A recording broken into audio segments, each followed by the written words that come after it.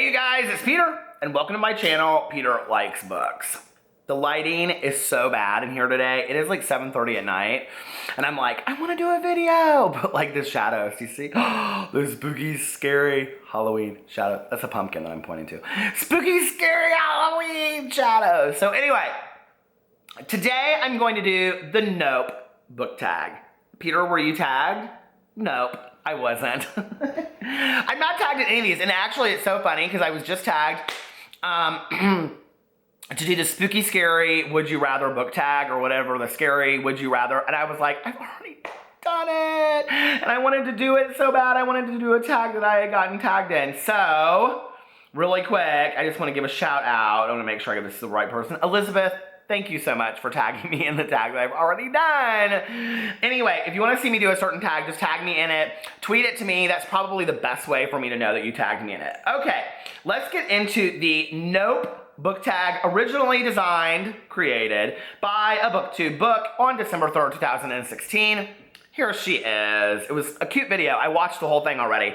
And I have to tell you, I was kind of watching it because I was like, it's very interesting to me. Like, when I'm like rating books, like books are either like 5s for me or like 1s. Like I really struggle. Like I've tried to be more honest with it recently. Like, okay, like a 5 would be like, for me, I'm just saying, a 5 for me would be like in the last year, The Hate You Give, or like something like that. I love, or like, oh, Francesca and Her Monsters. But like a 5 would be something that is like so beautifully written and like so poignant, but like has great meaning to it and depth. And there's a point, like there's a reason why we should read that, right? Like The Underground Railroad by Colson Whitehead, things like that. And so, that doesn't mean that like, I mean, and honestly, like, I say Francesca and Her Monsters. It's Eliza and Her Monsters by Francesca Zappia. You know, like, that to me was very much a 5 book for what it was. But I don't think, like, it's on the same level as The Hate You Give. But I would give it, like, a 4.8 because I thought it was so fantastic. Does that make sense? So anyway, I'm probably going to have a lot of repeats in here about books that I didn't like, if that makes sense. And I probably won't remember characters' names because if I didn't like the book, I rarely remember the characters' names. Number 1, Nope. Ending. A book ending that made you go, nope. Either in denial, rage, or simply because the ending was crappy. Well, 2 for me. The one about the school shooting, the end of everything or whatever. I hated how that book ended. I mean, I hated the whole book. I thought the whole book was horrible. I think I even went so far as to say I thought it was dangerous in a review. What's that book called by Mary Kay Nigchomp? The end of, it doesn't even matter. I wouldn't recommend it. The other book that I hated was, I don't hate books. Let me retract that statement.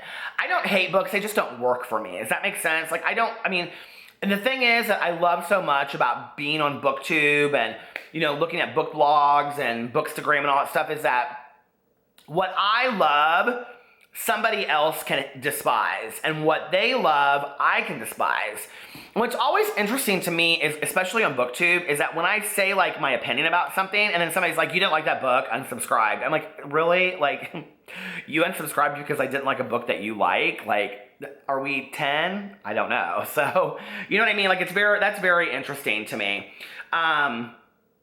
Oh, I can see the cover with the chalk on it. Do you guys know what I'm talking about? I don't know why I can't think of that book. But anyway, number 2, Nope, protagonist. Oh, but the second one I don't like is The Woman in Cabin 10 by Ruth Ware. I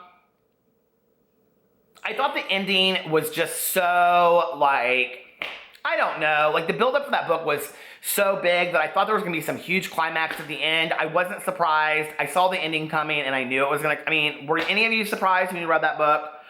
Oh, I will tell you another one that I absolutely could not stand the ending of, and it ruined the book for me, was We Were Liars by E. Lockhart. I could not believe I read that entire book to find out that the whole thing was a ghost story. I did not see that coming, and I will tell you, it did not work for me.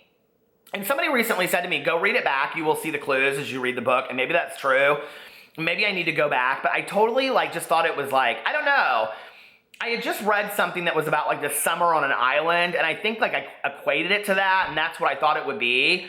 But I felt totally cheated by the end of that book. So, okay, number 2, Nope, protagonist. A main character you dislike and drives you crazy. Oh, This Is Where It Ends. That's what it's called. Is that what it's called? Why can't I remember what that book is called? It's driving me nuts. I think it's called. I'm looking it up. Where it. You guys are like, Peter, why can you not just know these things before you do your booktube video? Because I don't. This Is Where It Ends.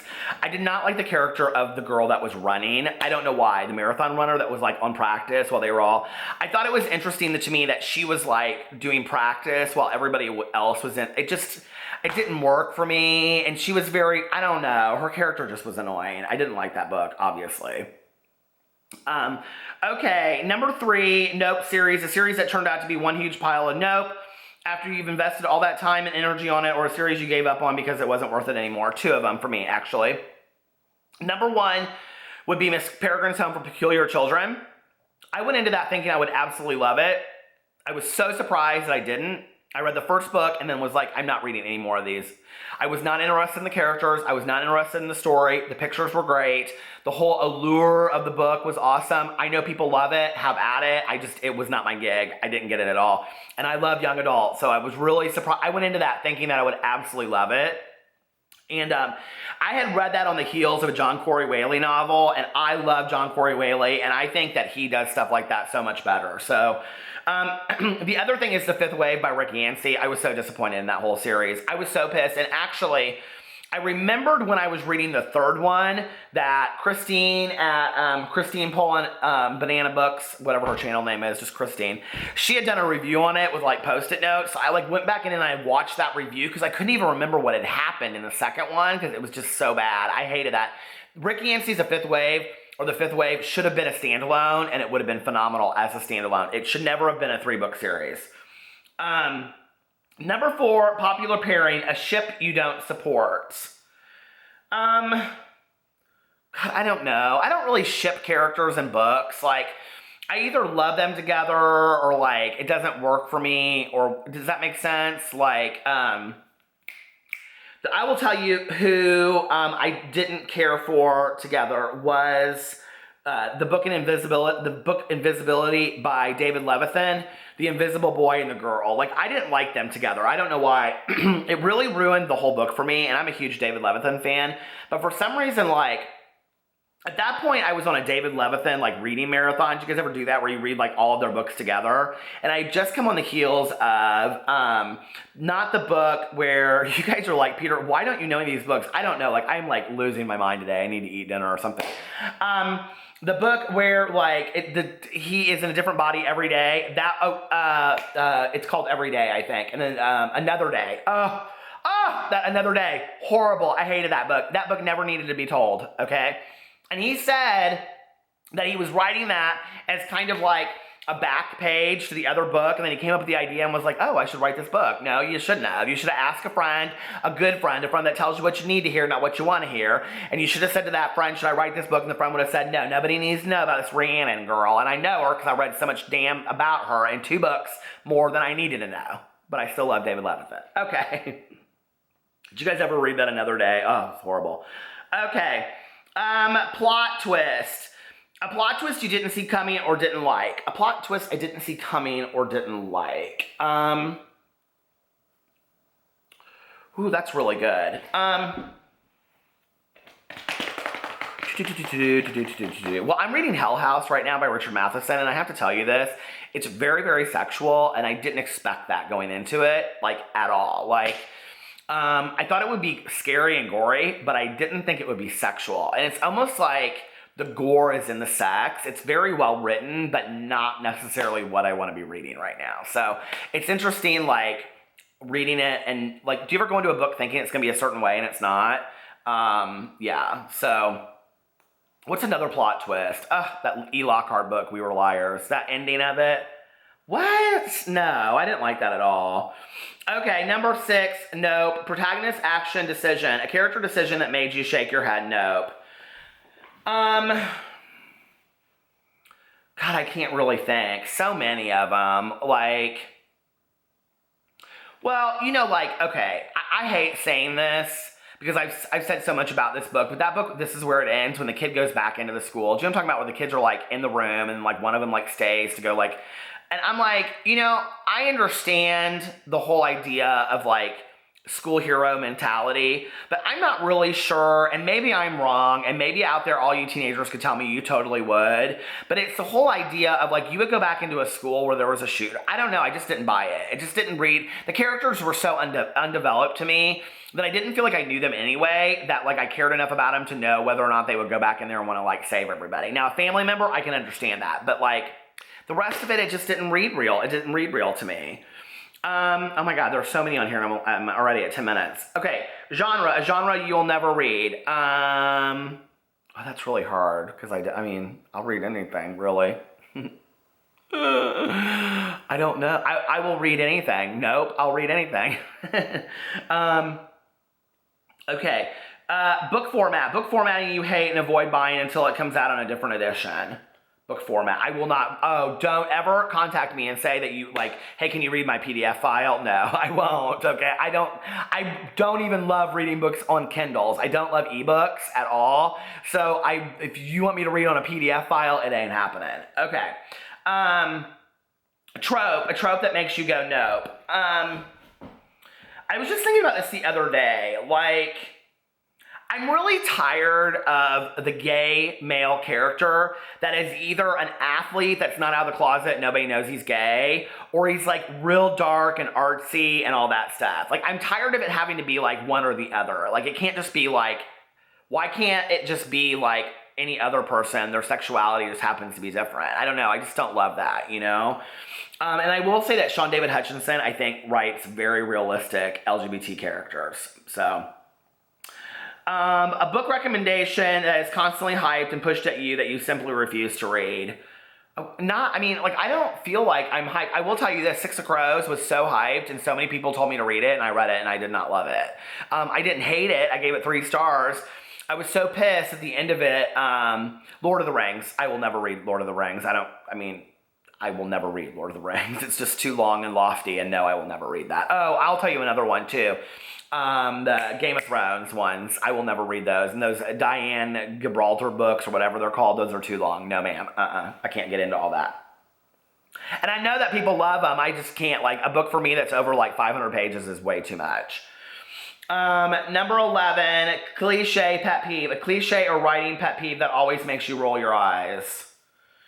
A cliche or pet peeve. I don't know. That's hard. A cliche. Oh, okay. Oh, wait. A cliche or writing pet peeve that always makes you roll your eyes. Like, oh, seriously? Here we go again. Okay, what would be that? I don't know. Like, this whole damsel in distress thing, I'm so tired of it. Even with fantasy books, I'm like, I like to see empowered women, and like a story to it, if that makes sense. I don't just love to see, I don't know. Can we rewrite the whole love story? Can we have some like men in distress for a little bit? Can we have some same-sex couples in distress? Can we have like some, asexual people in distress? Why does it always have to be that? Like, you know what I mean? Like, that has to be like why we're saving somebody. Okay. Not just like out of the goodness of our heart, I guess. But that goes back to the Mary Kay book where she sends the character back into the school to shoot her. Anyway. Love interest that's not worthy of being one. A character you don't think should have been a viable love interest. Oh gosh. Well, to this day, I really don't understand, like, with the, Mockingjay books, what's that called? Hunger Games? Like, I love those books. I mean, those are, like, the first dystopian novels that I ever read. And I really like those books, but I still to this day don't understand why he even was part of the book. Like, it doesn't even make sense to me. Is that his name? The one that played the real good-looking Miley Cyrus ex that played him in the movie? Why was he even in the books? There was no point for him to even be in the books. Okay, number 3. Just to cause a distraction, to have a love interest, have a bizarre love triangle. I love that song by New Order, by the way. Book. A book that shouldn't have existed that made you say nope. Children of Eden by Joy Graceffa, because it's ghostwritten. And that's it. And anybody else that wants to write a book, I'm okay with that. A scary villain antagonist you would hate to cross and would make you run in the opposite direction. Charles Manson from Helter Skelter, and he's real. Death, a character death that still haunts you. Somebody asked me this in a book tag the other day, and I was like, I really couldn't even think of like a death, right? I will say this, an inexplicable logic of his life, the grandma, when she dies in that book, just devastated me. And I don't know why. Like, I was so upset. Like, when I was reading that part, I was like, Grandma? No, like, it was so sad. An author you had a bad experience reading for and have decided to quit. Oh shoot, that's really hard, isn't it? Isn't that so bad when you like get really disappointed in an author? Well, I will end this on a positive note. I had never read anything by Maggie Stiefvater, and I read all the Crooked Saints, and I've talked about this in all my videos recently. I would really, really love to read more and more of her stuff, and I'm reading The Raven Boys right now, and I think it's fantastic. So I will leave that on a positive note. But if I was going to say somebody, I would probably say, I mean, I'm not going to never read David Levithan again, but he's just like, his game is like, what has happened? Like, put out something that's really worthy and really exciting for us to read. Do you know what I mean? Do you need to write Will Grayson, Will Grayson, Will Grayson? I love you guys, and I'll talk to you later. Bye.